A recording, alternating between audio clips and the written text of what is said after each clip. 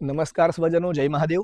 पुनः भगवान का स्थापन के बारे में जानेंगे। यह अधिक मास में अपने घर अपने आप भगवान नारायण का घट स्थापन कैसे करें और भगवान राधा पुरुषोत्तम की मूर्ति की पूजा हम कैसे करें, तो आज जानेंगे उसके बारे में। प्रथम तो आपको भगवान का स्थापन करने के लिए श्रेष्ठ स्थान पसंद करना है।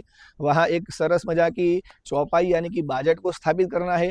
उसके ऊपर एक श्वेत वस्त्र या पीला वस्त्र भी आप रख सकते हो और वह रखकर वहाँ एक चावल का अष्टदल बनाना है। और वहाँ शास्त्र कहता है कि ये सब तैयारी हो जाने के बाद एक घृत का दीप प्रज्वलित करना है। घृत का दीप प्रज्वलित करके वहाँ भगवान का ध्यान करके दीप को नमस्कार करके एक अच्छे कुंभ का स्थापन करना है। कुंभ में आप सोने का, चांदी का, तांबे का, पित्तल का या माटी का कुंभ ले सकते हो।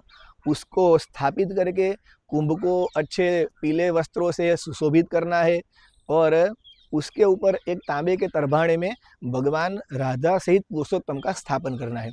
भगवान का स्थापन आप प्रतिष्ठा करके सुग्न ब्राह्मण द्वारा भी करा सकते हो, तो उसका बहुत अच्छा फल प्राप्त होता है। लेकिन अगर ब्राह्मण नहीं मिला तो अपने आप भगवान को प्रार्थना करके वहाँ भगवान लक्ष्मी नारायण की राधा पुरुषोत्तम के स्वरूप में स्थापना करनी है। ये स्थापना का क्रम हो गया।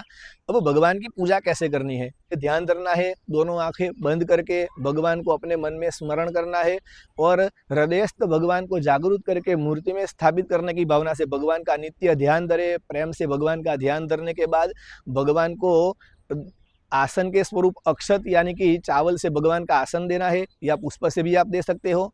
और वो देने के बाद भगवान के पैर धोने की भावना से, भगवान को अर्घ्य देने की भावना से, भगवान को आचमन कराने यानी कि पीने के लिए पानी देने की भावना से भगवान के ऊपर जल समर्पित करना है। उसके बाद भगवान को अलग अलग तीर्थों के जल से स्नान कराना है।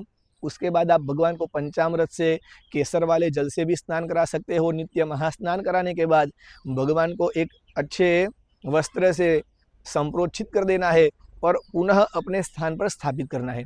वहाँ भगवान को आप वस्त्र के स्वरूप छोटा कंकण दे सकते हो और उसके बाद भगवान को उपवीत यानी कि जनेऊ दे सकते हो। भगवान को उसके बाद तिलक करना है। अक्षत भगवान को समर्पित करने हैं। विविध विविध जात के पुष्प, मोगरे का पुष्प है, गुलाब का पुष्प है, अपराजिता का पुष्प है, ये ऐसे अलग जात के जो भी सुगंधित पुष्प है वो भगवान को आप समर्पित करो। उसके बाद भगवान को आप तुलसी दल समर्पित करो और तुलसी दल आदि समर्पित करने के बाद भगवान को ऐसे अच्छी तरीके से धूप दिखाना है, भगवान के आगे दीप ऐसे दिखाना है और उसके बाद भगवान को नैवेद्य समर्पित करना है। नैवेद्य भगवान के आगे रख के भगवान को प्रार्थना करनी है। नैवेद्य भोजन में लेने के लिए थोड़ी देर शांत रहना है और उसके बाद भगवान जब ऐसा लगे कि भगवान का भोजन हो गया है तो भगवान की तब आरती निरांजन करनी है।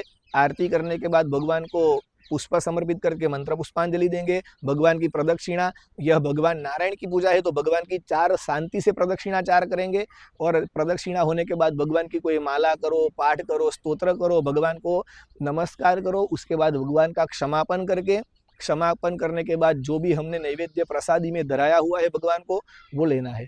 यह नित्य पूजा का क्रम है, बहुत सीधा साधा क्रम है। ये क्रम करके आप नित्य भगवान की आराधना कर सकते हो और विशेष में जब शाम हो जाए तो भगवान को शांति से शयन करने के लिए नमस्कार करके प्रार्थना करनी है। और हर दिन जब आप भगवान को पुनः पूजा के लिए जगाओ तो भगवान को प्रेम से उठाना है। सरस कुछ अच्छे वाक्य बोल के भगवान को नमस्कार करके उठाना है और उसके बाद उनको पूजा में लेना है। तो यह एक अच्छा क्रम भगवान की पूजा का मैंने आपको बताया।